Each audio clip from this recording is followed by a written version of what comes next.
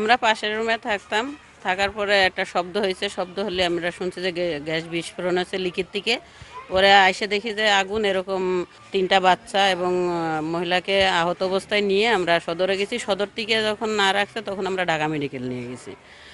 তারপরেতে মোটামুটি এখন একটু এই আগুনের পুড়ছে যে পুড়ে এই রুগী গেছে রাস্তার ওরা খালি কইতে বাঁচাও বাঁচাও। হ্যাঁ, পরে সবাই ওই রাস্তার মানুষের দইরা, আবার বাড়িওয়ালারা দইরা পরে পানি দিতে শরীরে, জলাপোড়া না, পানি দিছে, পানি দিয়া পরে অটো দিয়ে গেছে সদরে, সদর থেকে রাগেটাই পরে ঢাকা মেডিকেল লই গেছে।